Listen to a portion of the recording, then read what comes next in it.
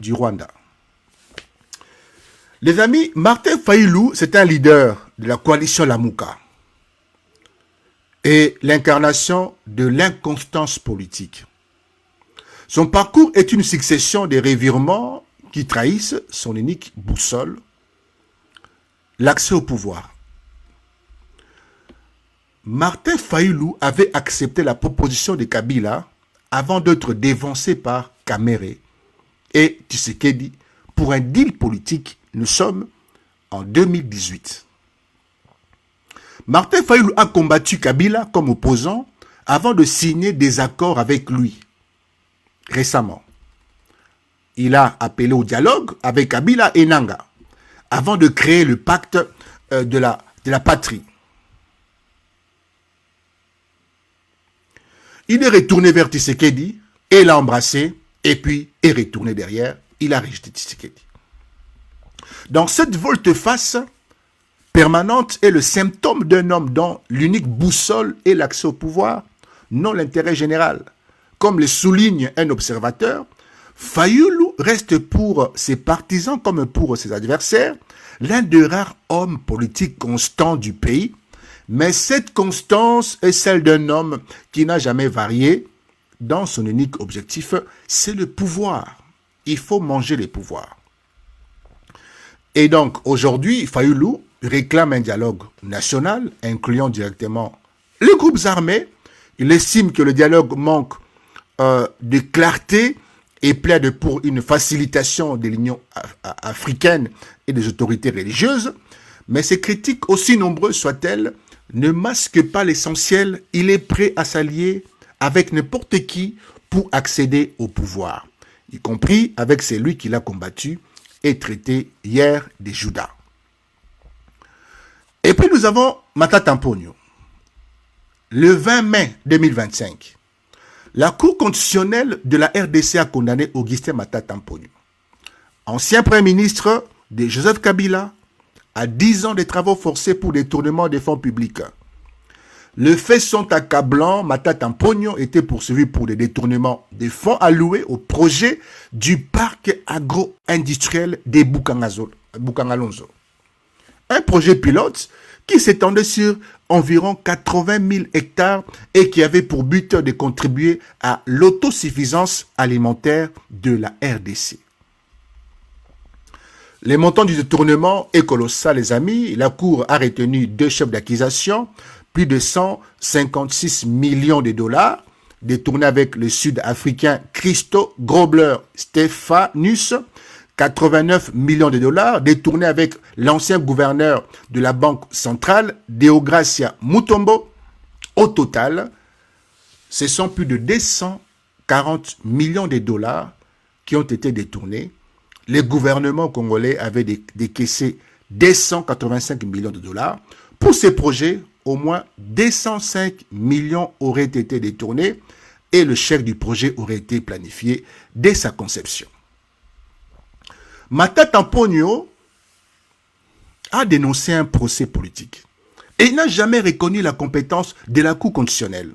Ses avocats ont dénoncé un mécanisme de condamnation politicien. Mais les faits sont têtus. L'inspecteur général des finances avait publié en novembre 2020 un rapport accablant sur la gestion du projet. La condamnation de Matata Mponyo n'est pas une invention politique, c'est la conséquence d'un système de prédation dont il a été l'un des architectes aux côtés de Joseph Kabila.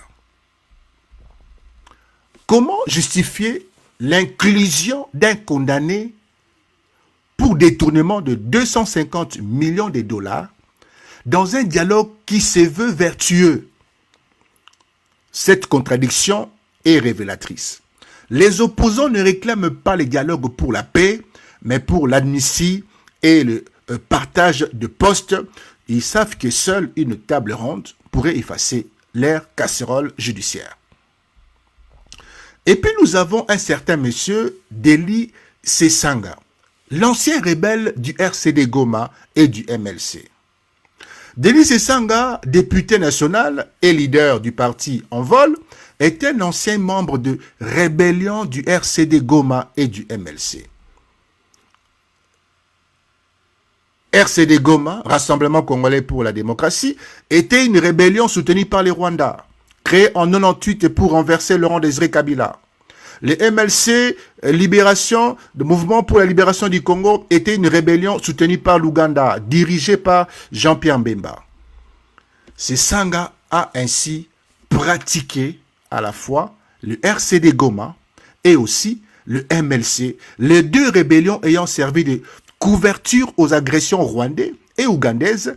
Il a été membre de la branche politique de ces mouvements et non militaire, mais cela n'enlève rien à son implication dans des structures qui ont pillé et déstabilisé la RDC pendant des années.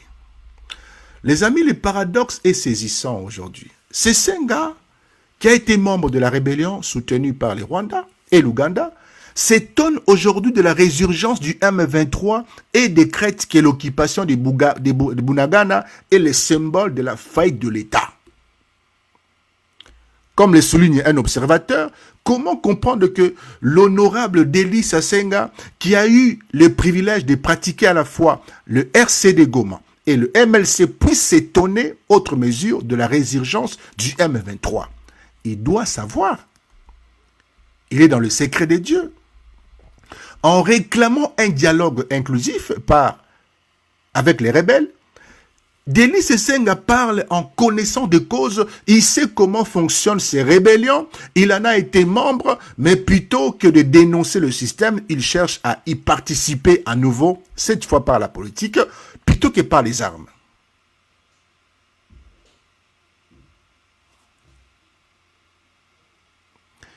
Son passé de rebelle ne le disqualifie pas en soi, mais il jette un doute sur la sincérité de son appel au dialogue, car si les rebelles d'hier sont devenus des opposants respectables, pourquoi les rebelles d'aujourd'hui, les 1-23, ne le seraient-ils pas demain?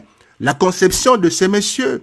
J'ai fui un rebelle de hier, aujourd'hui je suis un homme politique, les 1-23 sont des rebelles aujourd'hui, ils peuvent faire le même parcours que moi, laissez-les venir au dialogue. Donc cette logique, aussi perverse soit-elle, est celle qui sous-entend l'appel au dialogue inclusif. Les amis, nous avons Moïse Katumbi. Moïse Katumbi, Chapoué, est un homme d'affaires, un homme politique congolais. Il a été gouverneur de la province du Katanga de 2007 à 2015 sous le président ou la présidence de Joseph Kabila. Pendant son mandat de gouverneur, Katumbi a poursuivi son business minier, alimenté en partie par des contrats publics. Il a également été l'un des proches alliés de Kabila avant de rompre avec lui en 2015. Katumbi possède plusieurs concessions minières dans la province du Katanga. Il est également le propriétaire de MCK Mining Company Katanga, une société spécialisée dans le service logistique et le génie civil pour le secteur minier. En octobre 2015, un mois après avoir quitté le parti de Kabila, il a vendu sa société MCK Truc à Necotran, un groupe français de logistique. Cette vente réalisée alors qu'il était encore en poste, a soulevé des questions sur l'utilisation de sa position politique pour enrichir ses affaires personnelles. En mai 2022, Joseph Kabila et Moïse Katumbi se sont serrés la main et se sont réconciliés. Cette réconciliation, après des années d'hostilité, est perçue par beaucoup comme une alliance de circonstances plutôt qu'une véritable convergence politique. Aujourd'hui, Katumbi plaide pour un consensus national incluant l'ancien président. Il est opposé à la levée des immunités de Joseph Kabila et estime que le pouvoir devrait privilégier le dialogue inclusif et la concertation avec toutes les forces vives de la nation, y compris l'ancien président de la République, Joseph Kabila. Katumbi a passé des années à dénoncer Kabila comme un dictateur et un pillard. Il a traité des Judas. Aujourd'hui, il lui serre la main et réclame son inclusion dans un dialogue national. Cette volte-face est d'autant plus troublante que Katumbi a lui-même profité du système qu'il prétend combattre. Cher ami, ses concessions minières, ses contrats publics et ses affaires logistiques ont été bâtis sous l'ère Kabila.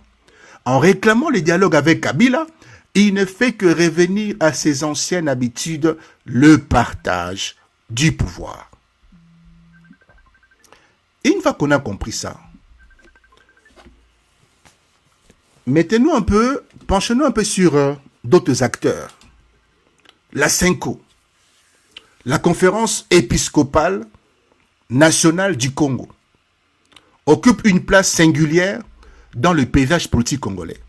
Depuis des décennies, elle se présente comme l'arbitre moral de la nation, celle qui appelle au dialogue, à la réconciliation et à la paix. Son autorité morale lui vient de son ancrage dans la société congolaise, de son réseau de paroisses et de son histoire de médiation dans les crises politiques. Mais cette posture d'arbitre moral entre aujourd'hui en contradiction flagrante avec la réalité géopolitique et sécuritaire du pays. Car la CENCO, qui réclame un dialogue inclusif avec Joseph Kabila et les groupes armés, est en partie financée par l'Union européenne.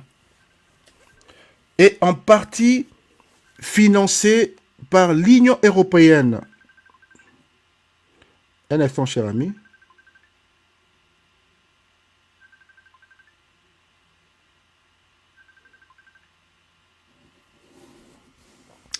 Financée par l'Union européenne, les amis. La même Union européenne qui continue de soutenir les Rwandais malgré les preuves accablantes de son implication dans le pillage des ressources congolaises via le 1,23. Donc ces paradoxes n'est pas anodin, il révèle une incohérence systémique où les mêmes acteurs, l'Union européenne, la CENCO, l'opposition, se retrouvent à défendre des positions qui en pratique servent des intérêts du Rwanda et de ses alliés, tout en affaiblissant la position de la RDC sur la scène internationale. Le 17 mars 2025, l'Union européenne a imposé des sanctions contre 9 personnalités et une entité liée au conflit dans l'est de la RDC. Ces sanctions visaient des commandants de l'armée rwandaise et des membres du 1,23 et le directeur général de l'agence minière rwandaise. L'Union européenne a également sanctionné la Gazabo Gold Raffinery, une raffinerie basée à Kigali, pour avoir importé illégalement de l'or provenant des régions contrôlées par les Rwandais, par le 1,23. Donc sur le papier, ces sanctions sont une reconnaissance officielle du rôle du Rwanda dans le pillage des ressources congolaises. Comme le souligne le Conseil de l'Union européenne, le minerai continue d'être exploité dans les zones contrôlées par les 1,23 et acheminé vers les Rwandais au bénéfice de ces derniers. Mais dans les faits, l'Union européenne continue de financer les Rwandais. Une question parlementaire européenne de 2025 s'interrogeait déjà sur cette contradiction. Comment le fait d'allouer des fonds européens supplémentaires au Rwanda peut-il contribuer à la lutte contre les trafics illicites de minerais et non, au contraire, renforcer des pratiques comme le pillage de minerais en RDC. En février 2024, l'Union européenne a signé avec les Rwandais un accord sur le minerai stratégique dans le cadre de ses efforts pour sécuriser le chaîne d'approvisionnement en matière première critique. Les amis, ces accords ont suscité une vive controverse. Le 13 février 2025, le Parlement européen a adopté une motion enjoignant la Commission à suspendre immédiatement ces accords jusqu'au moment où Kigali fournira des preuves de la cessation de son implication dans l'exportation de minerais des zones contrôlées par le 1,23. La motion a été adoptée par 443 voix sur 495. Le Parlement a également appelé à geler le budget d'aide directe du Rwanda jusqu'à ce que Kigali mette fin à son soutien au 1,23. Pourtant, malgré ces injonctions, la Commission européenne a continué d'allouer des fonds à Kigali dans le cadre de son plan d'action annuel pour 2025. Et donc, cette contradiction, sanction d'un côté, financement de l'autre, illustre l'hypocrisie fondamentale de la politique européenne en Afrique centrale. L'Union européenne condamne le Rwanda, mais elle a besoin de ces minéraux. Elle sanctionne les responsables rwandais, mais elle continue de financer le budget de Kigali. Comme le souligne un rapport de Human Rights Watch, la réponse de l'Union européenne au conflit armé dans l'Est de la RDC n'a pas été à la hauteur de l'avancée rapide du M23 soutenu par le Rwanda. Et comme les notes une autre agence, depuis l'invasion rwandaise, le Rwanda a exporté plus de 800 millions de dollars illicites, y compris de minéraux congolais. La CENCO, comme de nombreuses institutions religieuses en Afrique, bénéficie de financements européens, donc de l'Union européenne, pour ses projets de développement, d'éducation et de paix. Ces financements, bien que légitimes en apparence, posent une question fondamentale. Comment une institution financée par l'Union européenne peut-elle défendre l'inclusion dans les dialogues politiques d'un homme que les Américains ont sanctionné pour soutien au M23 et que l'Union européenne elle-même a contribué à sanctionner? Le 6 octobre 2025, la CENCO a publié une déclaration dans laquelle elle s'est dit horrifiée par la condamnation à mort de Joseph Kabila prononcée par la haute cour militaire congolaise. Sans se prononcer sur le fond de l'affaire, la hiérarchie catholique s'est inquiétée des conséquences d'un tel verdict sur la cohésion nationale. La CENCO a également réitéré son appel à un dialogue national inclusif, impliquant l'ensemble des acteurs, gouverneurs, opposition, société civile et groupes armés. Monseigneur Donatien Cholet, secrétaire général de la CENCO, a affirmé qu'on ne trouvera pas une paix durable sans un dialogue inclusif et que cela compromettrait la recherche d'une solution durable et la guerre dans l'est du pays. Les amis, le problème est que Kabila n'est pas un simple opposant politique, il est un homme sanctionné par les Américains pour avoir soutenu financièrement l'FC M23, pour avoir encouragé des soldats de FARDC à faire défection et pour avoir vécu sous la protection du M23 à Goma. Or, le M23, soutenu par les Rwandais, contrôle aujourd'hui Goma et Bukavu, les capitales de deux provinces du Nord Kivu et du Sud Kivu. Ces deux villes sont le nœud stratégique dans l'acheminement du coltan des Rubaya vers les Rwandais. En défendant l'inclusion de Kabila dans le dialogue, la CENCO défend de facto l'inclusion d'un homme qui est le bras prolongé, les bras armés du Rwanda en RDC. Les amis, le dialogue inclusif réclamé par la CENCO et l'opposition inclurait Joseph Kabila, sanctionné par les Américains, pour le soutien au M23, Corneille Nangaa, ancien président de la CENI, devenu leader de l'AFC M23, sanctionné, plutôt condamné condamné à mort par la République, Bertrand Bisimwa, président du M23, et vous avez ces choses-là.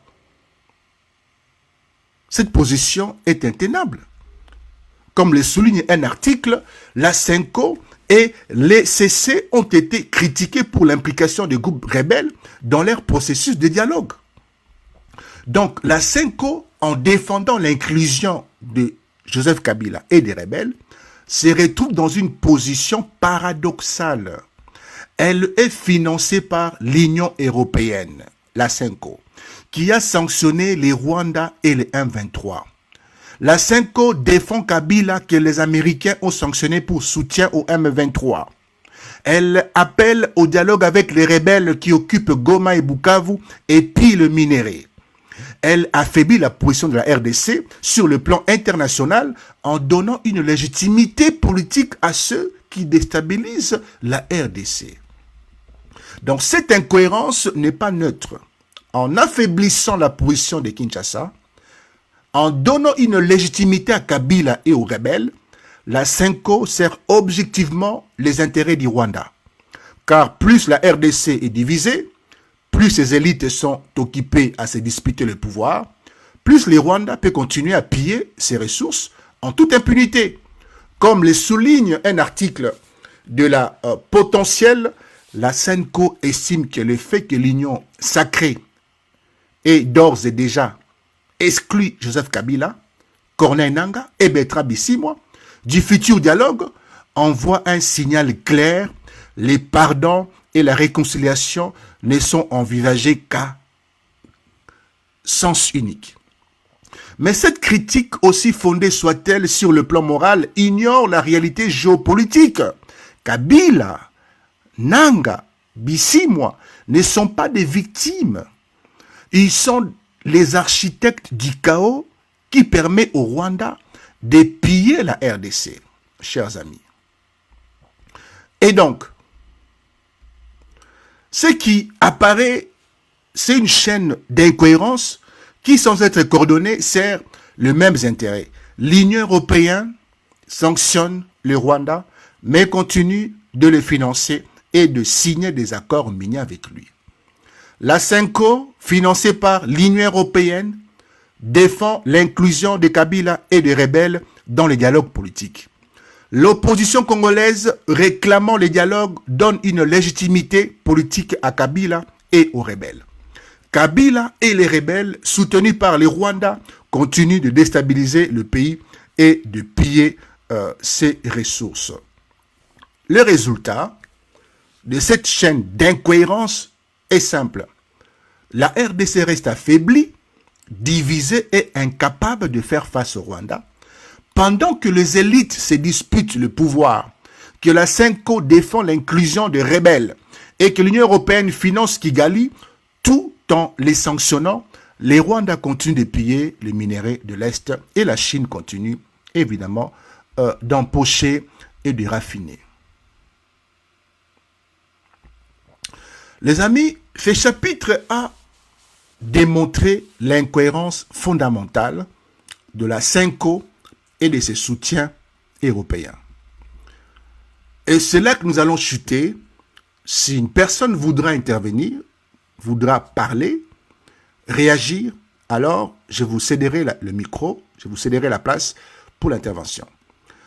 L'Union européenne sanctionne le Rwanda, mais continue de le financer et de signer des accords miniers avec lui. 1. La CENCO, financée par l'Union européenne, défend l'inclusion de Kabila, un homme sanctionné par les États-Unis, pour soutien au M23. La CENCO appelle au dialogue avec les rebelles, y compris ceux qui occupent Goma et Bukavu, et puis les minéraux à partir de Rubaya. Cette position affaiblit Kinshasa et sert objectivement les intérêts du Rwanda qui continue de piller les ressources congolaises en toute impunité. La chaîne incohérence, l'Union européenne, CENCO, opposition, Kabila, rebelles, forment un système qui, sans être coordonné, maintient la RDC dans un état de faiblesse et de division au bénéfice des prédateurs